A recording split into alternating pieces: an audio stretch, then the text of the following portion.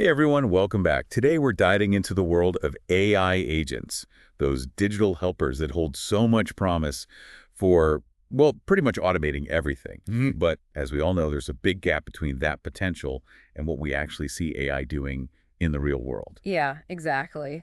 And especially when you're talking about these complex tasks, the ones that require multiple steps or specific knowledge, that's where a lot of AI agents kind of hit a wall. Right, it's like you can ask an AI to write you a poem or summarize a news article, but try getting it to, say, file your taxes or plan a trip with all the little details taken care of, and it's a whole different story. It is, it is. There's a lot of work being done to bridge that gap, and that's what makes this paper we're looking at today so interesting. It's about a new approach called SOP-agent, and SOP stands for Standard Operating Procedures. Okay, so right off the bat, it sounds like we're bringing some human structure into the AI world. Tell me more about this SOP agent. So imagine you're giving an AI agent a very detailed set of instructions, like a step-by-step guide for how to complete a task. And those instructions, those are the SOPs. So instead of just throwing an AI agent into the deep end and hoping it figures things out, we're giving it a roadmap, a set of rules to follow. Precisely. And what's really neat is that these SOPs are written in natural language, meaning they're not written in code or some complex AI language. It's like writing out instructions in plain English. So even someone without a computer science degree could potentially design these SOPs. That makes this technology a lot more accessible, doesn't it? Yeah, exactly. That's one of the things that makes this approach so exciting. And it means you could potentially leverage the expertise of people who are really good at their jobs, even if they're not programmers.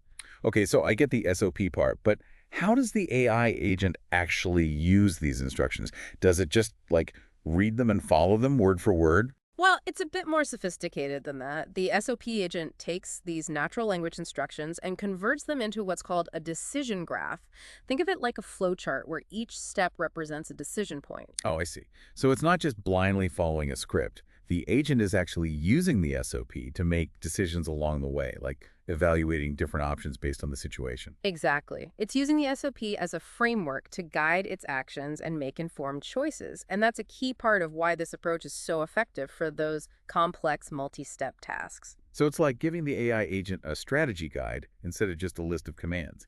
It can adapt to different situations and make decisions on the fly. Yeah, I like that analogy. It's about empowering the AI agent to be more flexible and responsive to the complexities of the real world. Okay, this is all very impressive in theory, but how do we know this actually works in practice? Did they actually put SOP agent to the test? Oh, they absolutely did. And the results are pretty remarkable. They tested it on a whole bunch of different benchmarks, which are essentially standardized tests for AI agents. So like a proving ground for AI where you can see how well different systems stack up against each other and even against human performance. Yeah, exactly. And they wanted to see how SOP agent would fare in a variety of scenarios, from relatively simple tasks to some really challenging problems. Give me some examples. What kind of tasks did they throw at SOP agent?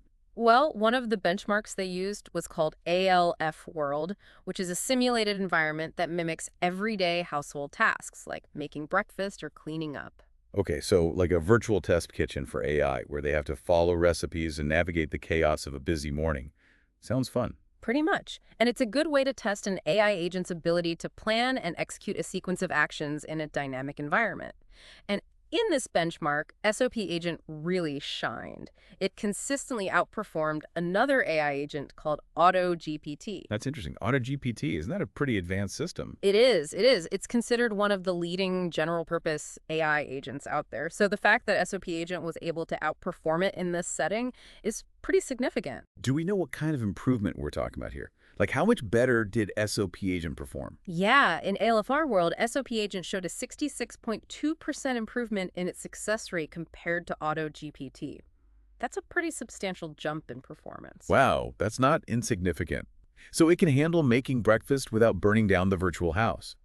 What about something a bit more intellectually challenging? Can it handle tasks that require more than just following instructions? Oh, absolutely. They also tested it on something called multi-hop question answering. Multi-hop question answering, what's that all about? So imagine you have to answer a question that requires piecing together information from multiple sources. It's not just about finding a single fact, it's about connecting the dots, like a detective solving a mystery. I see. So it's not just about spitting out facts, but actually understanding the relationships between them, drawing conclusions. You got it. And for this, they used a benchmark called Hot Pot QA.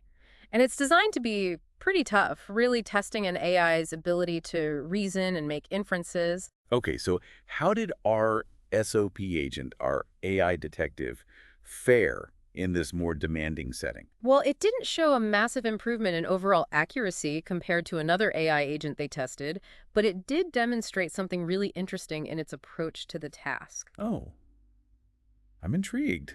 What set SOP agent apart from the other AI detectives?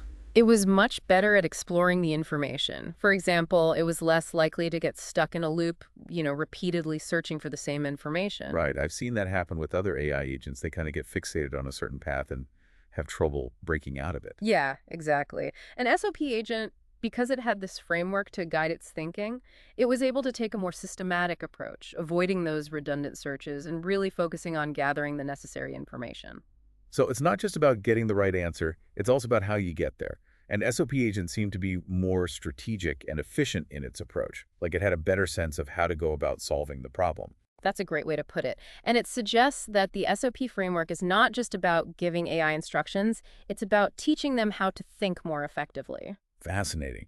Okay, so we've seen it tackling household chores in Plain Detective, but can this SOP agent handle something even more specialized, something that requires real expertise, like coding? You're really putting it through the paces, and the answer is yes, it can. In fact, they tested it on code generation. Oh, wow, that's a whole other level.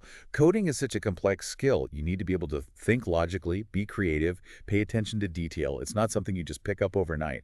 So did SOP agent manage to write any working code? More than manage, it actually excelled. They used two well-known code generation benchmarks, Human Evil and MBPP. These are like industry standard tests to see how well an AI can code. All right, I'm on the edge of my seat here. Spill the beans, how did SOP agent do on these coding tests? On Human Evil, it scored an 86.6, which is pretty impressive on its own, but get this, it actually outperformed another AI agent called MetaGPT, which is specifically designed for coding. No way. So even in a highly technical field like coding, where you might think specialized AI would have the edge, this general-purpose SOP agent is holding its own. That's pretty remarkable. It is. It really speaks to the power of this approach, the idea that providing a structured framework, a set of rules to follow, can really elevate AI's performance. And it wasn't just a fluke, right? It did well on the other benchmark, too. Yeah, on MBPP, it scored an 89.5, so consistently exceeding expectations. Okay, color me impressed. We've got an AI that can do housework, solve mysteries, and write code. What can't this thing do? Well, no system is perfect, but before we get into the limitations, there's one more capability they tested that I think is worth highlighting. Oh, lay it on me. What else can this SOP agent do? Data cleaning. Data cleaning. Hmm. Like, that sounds, well, not very glamorous. I know, right? But it's actually a critical task in so many industries. Think about it. Businesses rely on data to make decisions, to understand their customers, to operate effectively. But if that data is messy or inconsistent, it can really throw things off. Yeah, bad data can lead to bad decisions, that's for sure. So they tested SOP agent on its ability to be a digital janitor, so to speak. Precisely. They used 4 different data sets from Kaggle, which is a platform for data science competitions, and they wanted to see how well SOP agent could clean up these data sets and make them usable. All right, how'd it do? Did it pass the digital white glove test? It did. In fact, it achieved a perfect 100% success rate in cleaning these data sets. Wait, 100%. Are you saying it completely automated the data cleaning process? That's exactly what happened. It consistently identified and corrected errors, handled missing values, and ensured data consistency. It was incredibly effective. Wow, that's impressive. So it's not just a theoretical exercise, it's practical too. This SOP agent can handle those real-world, detail-oriented tasks that are essential for businesses to function. Exactly. And it highlights how human expertise embedded in those SOPs can empower AI agents to handle tasks that we once thought required human intuition and attention to detail. It's a really nice blend of the human and the artificial. All right, you've convinced me. This SOP agent is clearly a force to be reckoned with. But let's get real for a moment. No technology is perfect, right? What about the limitations? What are some of the challenges they encounter, or areas where SOP agent still needs improvement? You're right. Every technology has its limitations. And to be fair to the researchers, they're very upfront about the challenges and areas where further research is needed. Okay, good. So let's talk about those limitations. What are some of the hurdles that need to be cleared before we start seeing SOP agents popping up everywhere? Well, one of the key limitations they highlight is the reliance on manually crafted SOPs. Right now, someone has to sit down and meticulously write out these standard operating procedures for each specific task. I can see how that would be a bit of a bottleneck. It's like Wow. having to create a detailed instruction manual for every single thing you want the agent to do. Doesn't sound very scalable. Exactly, and they acknowledge that this could be a barrier to wider adoption. So they suggest that future research should focus on ways to automate SOP generation, perhaps by learning from existing process documentation or using machine learning to extract knowledge from human experts. Now, that would be a game changer. Imagine if the AI could just watch someone do a task and figure out the SOP on its own, or if it could analyze a company's existing procedures and turn those into SOPs. That would make this technology so much more accessible and easier to implement. I agree. It would be a huge step forward. And it's not just about convenience, it's also about ensuring the accuracy and reliability of those SOPs. Automating the process could help to minimize human error and make sure that the AI agents are working with the most up-to-date information. Makes sense. Okay, so automating SOP creation is one area for future development. What other limitations did the researchers identify?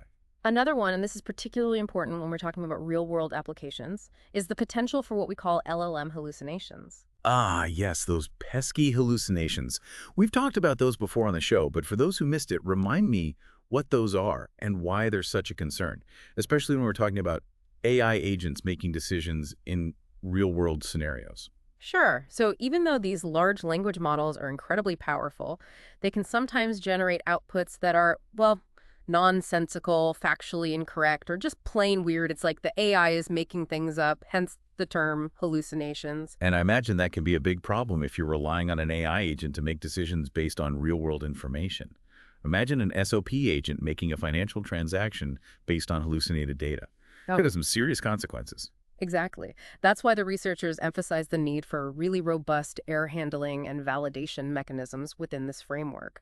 We need to make sure that the AI is not just blindly following instructions, but is also able to detect and flag potential errors or inconsistencies in the information it's working with. So like building in safeguards and checks and balances to ensure the AI is making sound judgments and not just blindly following a potentially flawed set of instructions. Precisely. And they suggest incorporating techniques for detecting and flagging these hallucinations so human operators can intervene if necessary. It's all about finding that right balance between automation and human oversight to ensure reliable and trustworthy outcomes. That makes sense. It's like having a supervisor double check the AI's work before any final decisions are made, especially in those critical situations where mistakes can have real-world consequences. All right, this has been incredibly insightful. We've covered a lot of ground, from the technical details of how SOP Agent works to the exciting possibilities it opens up and the challenges that still need to be addressed. But I'm really curious to explore those potential applications in more detail. I mean, we've seen how SOP Agent can handle tasks ranging from household chores to complex coding, but what does that really mean for the future of work? How could this technology potentially transform different industries and change the way we live and work? That's the million-dollar question, isn't it? And it's one that's sparking a lot of excitement and maybe a little bit of apprehension, too. Well, let's dive into those potential applications then, because I have a feeling this is just the tip of the iceberg when it comes to what SOP Agent can do. So before we jumped into limitations, we were talking about all the exciting ways SOP Agent could change how we work. I'm picturing like businesses running way more smoothly, maybe even a whole new jobs we haven't thought of yet. Yeah, it definitely feels like something big is shifting. One thing that really struck me is how it bridges this gap, between those amazing AI demos researchers show off and what businesses actually need day to day. Right. Like, Uh-huh. it's cool to hear about AI composing music or writing poetry, but how does that help my local grocery store run more efficiently around? Exactly. Yeah. SOP Agent, because it's focused on those human design procedures, it brings this level of practicality that I think has been missing. It's not just about raw intelligence, it's about applying that intelligence in a way that fits into existing processes that people can trust. It's like instead of trying to reinvent the wheel, the AI is learning to drive the car we already have, but doing it better, more efficiently and safely. Perfect analogy. And to really showcase that real-world potential, the researchers created something called the Grounded Customer Service Benchmark. Oh, yeah, you mentioned that earlier. What's so special about this benchmark? Is it like the Olympics for AI customer service agents? Kind of. They built this simulated environment, but it mimics those real-world customer service scenarios. And across 5 different industries. We're talking online retail, food delivery, ride-hailing, all those kinds of businesses. So it's not just about answering frequently asked questions or giving pre-scripted responses. These AI agents have to deal with all sorts of customer requests, from tracking orders to resolving billing issues, just like a human agent would. Exactly. They have to be able to understand context, make decisions based on company policies, and, interact with customers in a way that feels natural, helpful. Sounds like a tall order for an AI. Did they really throw everything at them to see how they'd hold up under pressure? They really did. They added things like searching databases, accessing external information, even dealing with those requests that are incomplete or contradictory, the kind. The real-world customer service nightmare. So how did our SOP agent handle this customer service obstacle course? Okay, are you ready for this? The results are pretty astounding. Across all 5 industries, SOP-agent achieved an overall accuracy of 99.8%. 99.8%. That's practically perfect.